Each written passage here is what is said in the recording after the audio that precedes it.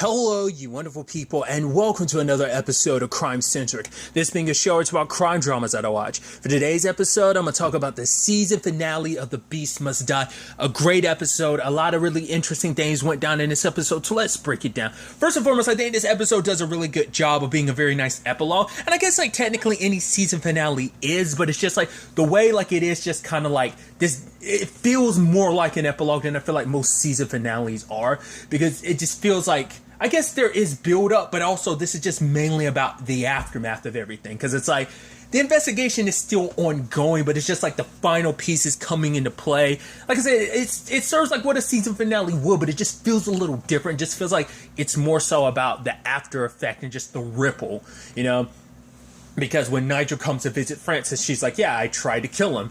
She is so blatant about it because she figured oh, the reason why you're here is because George told you about it. And then for her to find out, he's like, oh, because it's yeah, it's I needed him dead, And it's that's why I walked out into the water, just because he felt like I failed and I just didn't have anything else to kind of live for. Just that was my last thing to do. I just needed him dead, and that didn't work out.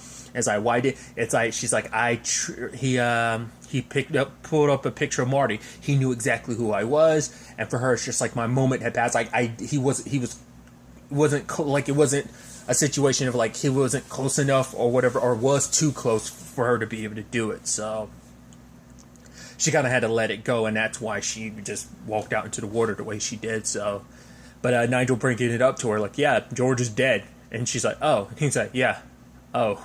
Because she can't put on the feign of I literally just admitted to you that I wanted him dead, and now that he's dead, oh, I'm not going to feign oh, I'm so sorry, oh, that sucks. Because she even says I know what you're going to do. You're going to try and serve justice. You're going to due process and everything. But for her, it's that's just not enough. I personally just needed him dead. So obviously she's not. It's after spilling her guts like that, it's oh, can't take it back and make it seem oh, everything's okay.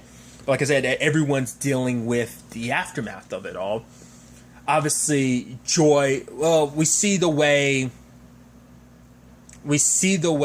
Lena handled everything, obviously hooking up with Nikki and drinking and just kind of, because it's just the sadness of everything, knowing all that what she did with George is out in the open, to finding out that this person she got so close to, Francis, because legitimately for her, Francis became a good friend. It's right, this is someone that kind of sees me, likes me for me, and to find out that whole relationship was a lie, but also to find out, wait, she's the mother of that little boy that died.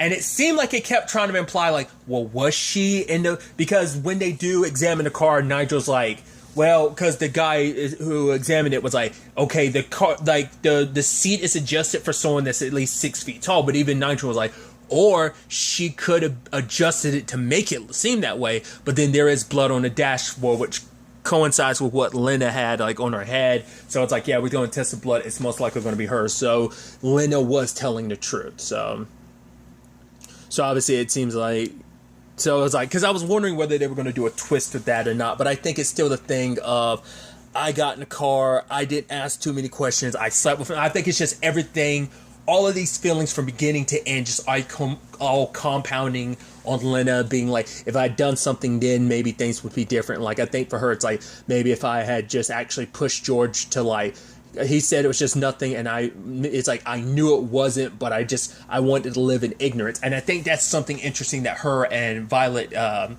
kind of share in that regard, of kind of wanting to live in ignorance, because Violet's kind of dealing with things in her own right too. She's moving furniture, and she's just trying to she needed to do something. Because the moment she was doing that, I was wait, did she actually kill George? And now the guilt is kind of drowning her, because then Philip at one point ends up confessing to killing. I was oh, I kind of felt like he did do it, because we did see the pills and everything in his box, but it turns out Nigel didn't believe it, because he even said the line of oh, I thought about killing my dad too. But it's not until it's right, Philip didn't account for the actual dosage, because the fact is that George because the thing is it didn't match up, because it's anyone in that house would have known he has those painkillers literally in every drawer in that house. So, but it always seemed like he took more than prescribed,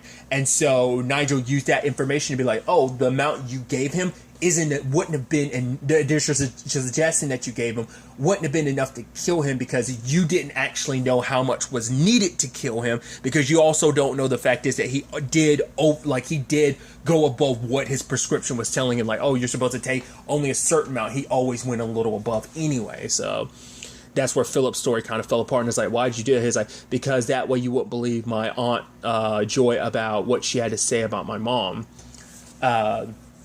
Because I guess it's like, because Joy would have tried to paint Violet as the person most likely to have done it, and I think like Philip was trying to, like, I figured that was what that was. Like, eventually I was like, oh, is he trying to protect her? So it seems like she did it, but it turns out even she didn't do it. And obviously Joy being like, I don't know if I'm misinterpreting that. Like, those scenes at the very beginning, you see it sprinkled throughout the episode of like, oh, sending George off, and I'm like, is that actually Joy? Because at first I was about to say, like, are they trying to imply like Joy is actually his mom and not his sister? But it's probably like, no, she's his, or was that actually his mom? And like, for Joy, it's like, I had to take responsibility. He was more like a son to me than, like I said, I'm not sure. Like, maybe there are context clues to figure out, but I'm an idiot. So I don't know if that's meant to be like, oh, that's his mom dropping him off before she left and disappeared, and Joy was kind of stuck being a mother to George, and that's why he kind of turned out the way he did. Or is that supposed to imply that was Joy, and that she actually is his mother? Or is that supposed to be, or is that Joy, but she's not his mother, but she played the role of his mother as his sister, and that was kind of a harsh reality of, like I said, I don't know. Like, the way they hard cut the Joy like that, I didn't know how to interpret that. Like I said, context clues is probably there to make that clearer, but for me, I'm an idiot, so I just feel like a lot of the context, like, went over my head in certain regards, so I didn't know which of those three ways that scene was supposed to be interpreted. I feel like maybe it's meant to be up for interpretation, or maybe it's like a, no, idiot, there's a clear answer. Let me know in the comments down below. But just like how vile she can be, like obviously getting on Lena about like, oh, I don't know where your mouth has been. And she's like, oh, you know where it's been. And ends up slapping her in the back of the head. Like, she bumps into the counter and everything. It's like, right, get out of here. This is Violet's house now. So she'll be able to, like, it'll just be me and her and you can leave. But Violet tells Lena to leave because it's like, right, you're just making things worse. Because Joy's kind of like, she chooses me over you.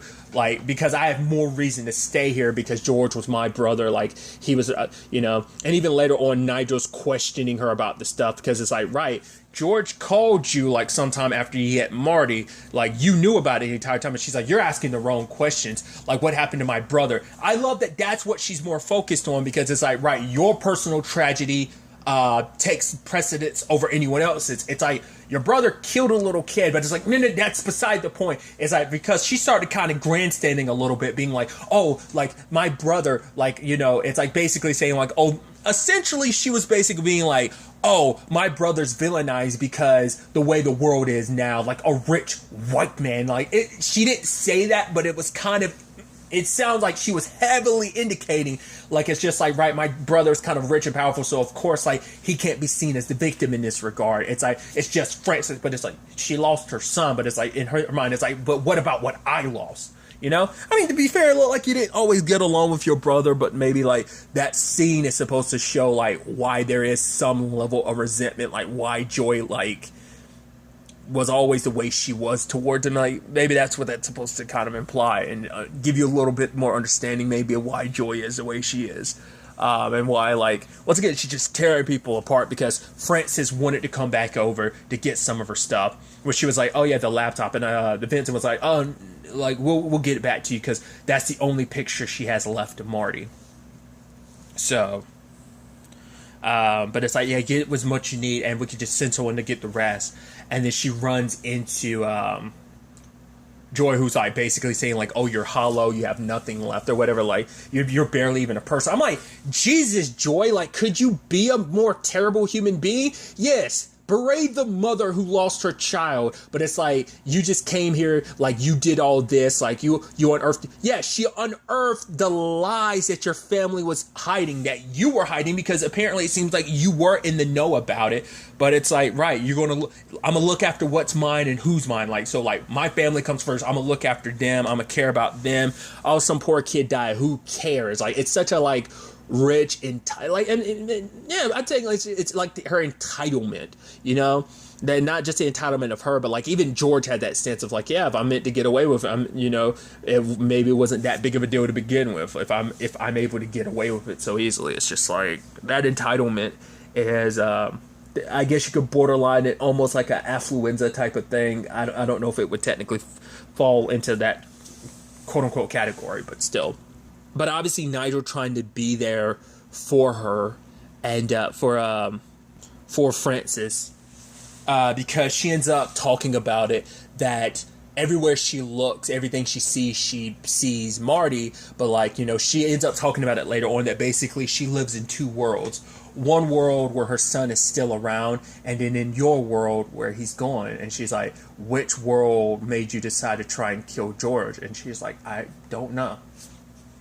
So, and that, that's because he was almost asking too, like, can you pick and choose which world you get to live in? Because I'm sure that'd be a bet. I mean, and who knows, like from a psychological standpoint, whether that's good or not, being able to choose like a world where it's like, right, this is the world where my son is alive. It's like, but the part of you, from a psychological standpoint, it's like, is that healthy? Probably not, because that probably like, it falls into the lanes of denial and delusion. But it's like, does it help you cope? But it's like, is it really coping if you're kind of in denial? I don't know. But it's also, like I said, like her worldview kind of being split between like, oh, this is the world where he's alive and this is the world where he's not, which immediately made me think of a little bit of that TV show. It was a short-lived show called Awake that had a somewhat similar premise. Basically, it was like, oh, I'm in this, it was with Jason Isaac, but it's like, oh, in this world, my son died, but my wife lived. In this world, my wife lived and my son died. Like they were vice versa. I don't know if I just said the same thing. I hate when I do that sometimes. Like I said, my brain goes on autopilot, and sometimes my mouth speaks faster than my brain. It feels like sometimes. I don't think that's possible, but regardless. But circling back a little bit, there was an interesting conversation with between Frances and Nigel. And I think this is actually interesting. This is the most screen time that they've had together over the entire season. Like, this is like the moment, like this episode is where they've had the most screen time together. Because like their stories were like, they had crossover in certain moments, but other moments they were just kind of very separate stories, which were super connected. I think that's so interesting. I think that almost fits that narrative element of her saying like, right, I'm living in a world where my son is alive, and then in your world where he's not, like, because it's like, while she's kind of on her path of revenge, seeing Marty everywhere, he's investigating things, trying to get George for Marty's murder. Like it's so interesting, like how that fits narratively too, with just how the story was constructed and played out. But it was a whole conversation about like, have you ever had someone die? And he's like, yes, but not anyone like I really cared about. Because he ends up talking about later on, he's like, there's not many people in this world he does care about. It's just his niece and his sister. That's about it. Kind of all he has outside of that is his work and his job. But he's never had anyone like that he cared about die. Like, obviously, we talk about that in a little bit more later. But obviously there's a conversation of like, right, I'm gonna need a new phone, like I need a purse, because like, right, I used it to weigh myself down, but it got lost in the water because like I panicked because I started going down too quickly, so like I took it off. And he's like, right, I'll help get you like a new phone and rucksack and everything like that, because it's like, right, don't tell the insurance company about it, just say you left it on the beach, less questions. And it was him trying to like, and I like that, and it's kind of a 180 from the beginning, and I think that's pretty nice, because Nigel is trying to make up for the fact is that he wasn't there for Frances when she needed him at the very beginning of the series, but he's trying to be there now. And obviously she wants to see the car, because the car is it's like, regardless of anything, it's like, George is the one that killed your son. That vehicle is just the thing, but it's like, that thing was the last thing to touch my son. So when she sees it being towed away, she runs after it. But Nigel grabs her because it's like, it's not going to make you feel better.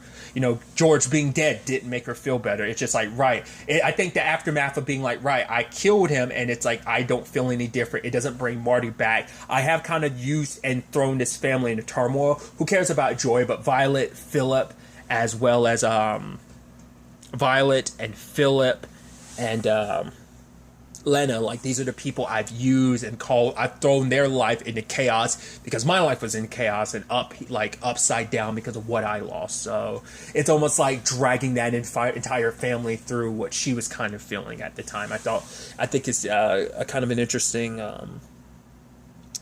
element, but I think by touching the car, it's like, right, she needs any attachment to anything related to Marty. It's like, if I could just touch that thing, like, it's probably going to make things worse. And I think that's why Nigel kept her away from it, because it's like, no, because you're going to be latching on to anything that reminds you of Marty. And it's like, I'm not telling you to move on, but it's like, that's not going to do you any good. It's just like, you don't need to be next to the thing that's a reminder of what your son went through, because obviously we had the breakdown of like, yeah, he got hit here, he got flung over, and then like landed on the ground, and it's like, being around that vehicle up close and personal, she probably would have asked questions, and Nigel would have felt like, right, I have to answer them, because like, if she doesn't get the answers, like, that's going to be worse. So it's like, why not avoid putting her in a position where she'd even ask those questions, because if she sees it, it's just going to like rip her heart out even more than it already is. Like, seeing the car's damage up close and personal and playing it out in her mind of like what actually happened. She didn't actually she saw the aftermath, but she never,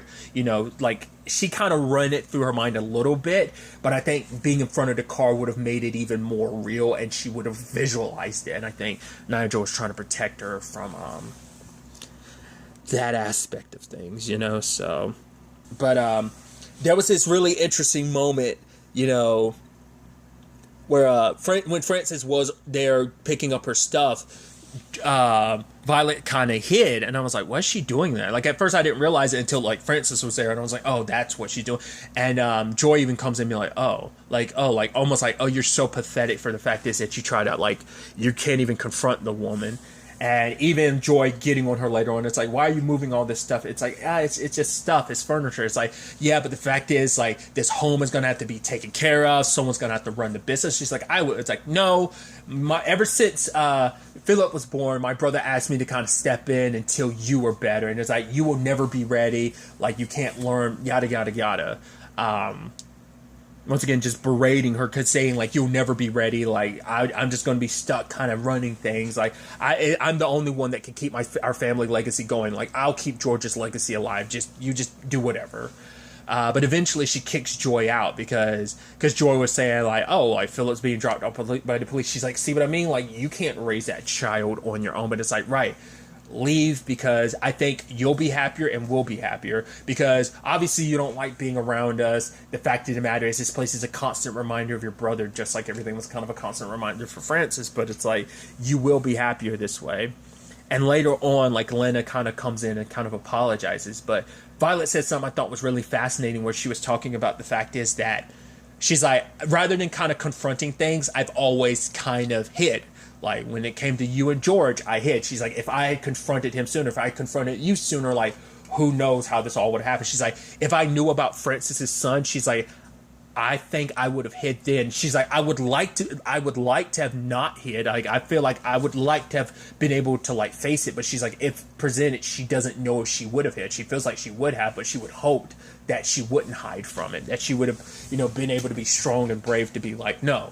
And I think that's for her biggest regret. Like, maybe and that's something Frances talks about later on, of like life being that way. Like, you can undo an entire life because she's like, right, Marty, I took him out here. She's like, if I had never bothered, we arrived like a minute late or something like that, just how different things could be. If I'd never sailed, it's like, you can undo your entire life being like, if I did this or if I did that, and just keep going and going and going. And I think maybe that's kind of what Violet was doing. Basically, if I stopped you and George, like, if I had confronted you guys about that earlier, maybe this circumstance wouldn't happen. We wouldn't be where we are right now. But they get rid of that statue because it's like, right, that's what George wanted, and she never liked it, so they take it out front. And obviously Philip comes and hugs his mom when he gets dropped off, and she's like, it's okay, honey. So I think it's not going to be easy, but maybe in some shape or form, with George being gone, things are better for them in some facets. With Joy not being there, like, not the constant reminders, it's like, it's still a lot they're gonna have to deal with. But it's like, Philip hated his dad, but it still doesn't, like, make it any easier, I think, with your dad being dead.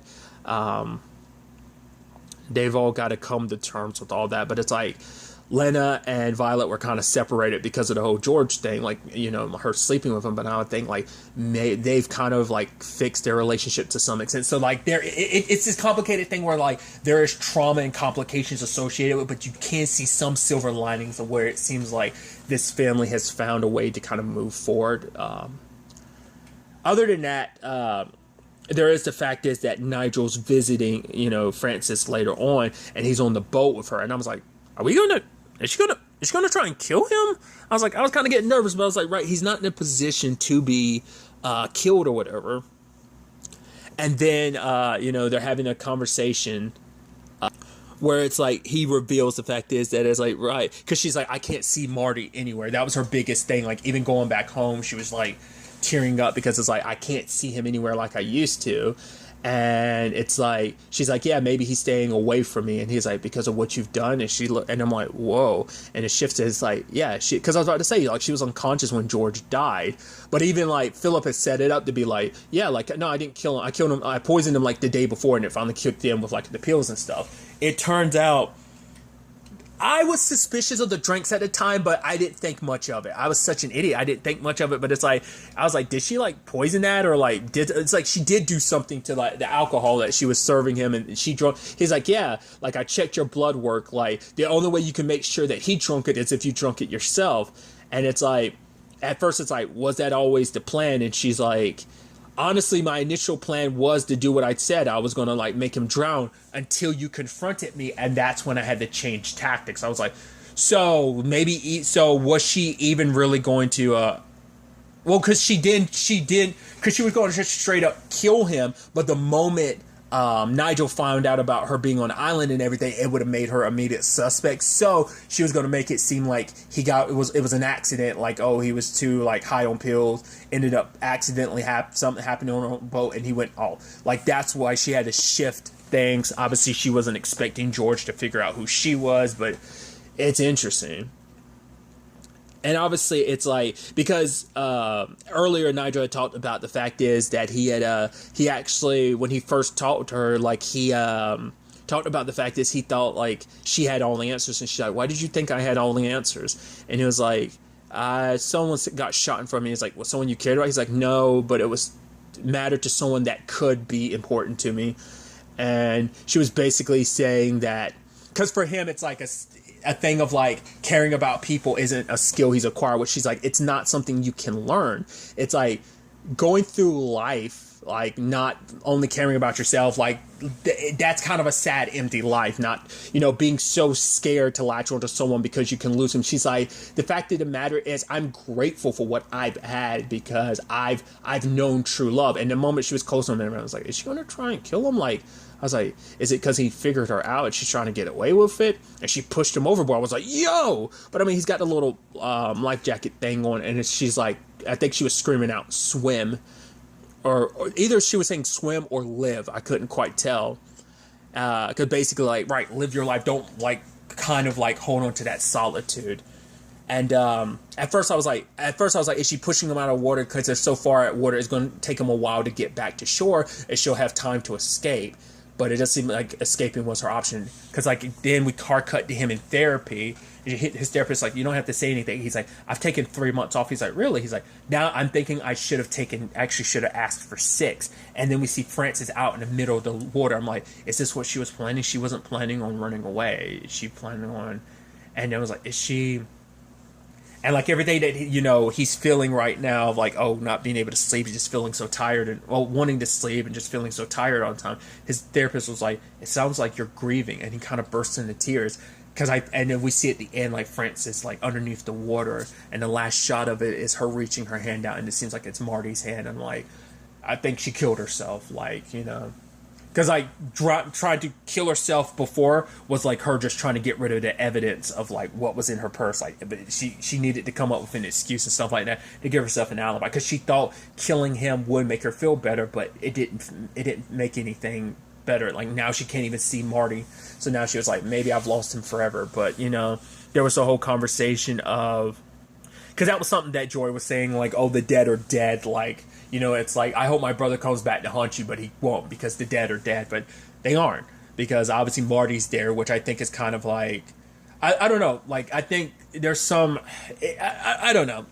There's a level of me that's like, I think that's poetic because it's like, right, Marty is there, but that means like, I don't know, George is in hell or something. I don't know how to like interpret, like how to properly phrase it. It's just like, the fact is that he's not going to haunt her, but the fact is that, Marty's there. Like, whether it's just like, right, like I don't feel anything after, like, I didn't feel the way I thought I would feel, like, getting revenge doesn't, give you anything like you hope it would. Doesn't really give her peace of mind. She was just as devastated. She was just as, it didn't repair her heart. It didn't fix anything. It may have broken her even more in the process, but at the end we see like Nigel, like I said, tearing up and crying because I think in his own way he cared about Francis, because it's like either like, once again, me being an idiot, I don't know how they interpret whether that was kind of about Shannon and everything associated where it finally like hit him, or was it kind of supposed to be representative of the fact is that he did care about Francis. He grew to care about her and what she was going through, and the fact is that he, like, she's gone now, and like, I guess like maybe eventually her body washed up, or like I said, I don't know if that's supposed to be like she like eventually will pop back up and got away with it, but I think that was supposed to be like her out in the middle of the water drowning and killing herself. That's what I interpret. That's why like Marty was able to like, not unless it's supposed to be like almost like a flatliners thing of like pushing yourself so close to death so you can see Marty again. Like, I don't know how to 100% interpret that, but I think it's just interesting that obviously Nigel's like dealing with the, like, if that is the case, of maybe it's a combination of the Shannon thing, but also maybe it's just what Francis taught him. Like, because before he kept working because it kept him, but is not now realizing that, like, nah, I need to take a break. Like, this is having an effect on me, knowing like I couldn't help this lady. Like, because probably even that regrets of like, if I handle things better, maybe Francis wouldn't be where she is right now. Like, maybe I would have been able to prevent so much going wrong, but once again, what she said, that line of, you can end up undoing an entire life because of that, but it's just like, I don't think he wanted to think, because I think he had created like some bond with Francis in that regard. It kind of reminds me of the Sinner in some veins and some avenues and aspects of that, but yeah, I just thought it's a very like bittersweet and just kind of like, and I think that fits what this is, like, that it would have like it's not like a feel-good ending. It's just kind of like like, it makes you feel complex. It makes you feel like brokenhearted and sad. There is no like happy little bow on it. Like I said, there's silver linings in some regards, but other things, it's just like, there's no winners. Just like, I don't think there were any like victories in this. It's one of those type of endings. So The Beast Must Die has been renewed for a second season. I have to do a little bit more research to find out if it's going to come back on AMC. I assume it would, but like specifically, like, it got actually renewed for a second season for BritBox, like well before it actually started a little before it started actually airing here in the US on AMC. I'm really interested to see what they do with season 2. Is it going to be kind of like like I referenced earlier, like, could it be like The Sinner, where like in The Sinner you follow a detective working a different case, that being Harry? Is it going to be something of that vein where like we follow Nigel, or is it going to be like a completely different story, like a very anthology thing of like, this is this story and there's going to be another, like, will there be aftermaths of this that we still, like, would it be kind of like The Sinner where some of that stuff carries over to other seasons, like smaller storylines, not like the main story, but like Harry's stories and kind of stuff he carries over from one season to the other? Like, would we see something like that with Nigel, or maybe just in that world? I'm just curious, like, would it be like like I said, an anthology thing where it's just like a completely different case? Maybe similar maybe it's just kind of maybe that revenge thriller aspect of it continues. Like I said, maybe we'd also get like complete answers on whether it's like, is that supposed to be, like I said, symbolic of like, oh yeah, Francis died, like maybe the first episode of the next season kind of like gives you some aftermath of all of that, even if we never cut back to that story because it is a new story potentially. Or like, I'm curious to see how they handle it. Which one would I prefer? I don't know. I've always made it clear. I'm always more of a less anthology person. I've made exceptions with certain shows. I'll make exceptions with, like, The Sinner I can make an exception of because, like, you are following Harry. Harry's story is the through line. His, like, connection to these people through these cases and dealing with his past and stuff like that. So that's a little more like, yeah, it's a case of the season, but you are following the same main character through line. So, but I've never been, like, the biggest anthology person because I don't like it's a benefit detriment for some people because some people would probably prefer something being a different thing every season, different characters, different story. But me, I like following the same characters through because I like when I'm attached to characters, I want to keep following their story all the way through. But it's like in a situation like that, it makes sense where it's like, right, this is their story. There's nothing more to it. Like, that's always an interesting and complicated thing. So I don't know which one I'd prefer. I feel like I'd lean more towards, like, I'd want a continuation, like, even if it's not, like, you know, it's like, it's more likely like, maybe we get some aftermath of, like, Philip, Lena, and Violet, how they're doing, and maybe, like, Nigel checks in on them from time to time or something like that, or maybe, like I said, maybe we're checking in on Nigel, like the aftermath of, like, you know, where does him and Shin and sister stand? Like, I think I would probably want a season 2 to continue that rather than it being like an anthology thing of like, oh, because like I haven't read it much on it other than being like, oh, it's renewed for a second season. I didn't really check out the articles beyond that, so I'm sure maybe some of that information's out there. Maybe they're keeping it hush hush because they don't want to let it out there too much of what they have planned for a second season. Like I said, maybe it is there, maybe it's not. But I'd really be excited to see what they do with season 2. Like, I'd assume, very much like Gangs of London, which is coming back for a second season. Maybe it's a licensing deal, but I'd assume AMC would get the second season of that. So I'd assume they'd get the second season of this. I mean, obviously it'd be like after it's already done. Either way, I'm excited to see what season 2 has in store for us. But really, that's all I want to talk about. Till the next time we meet, be happy, be safe, live life to the fullest, and enjoy it. Good day, and goodbye.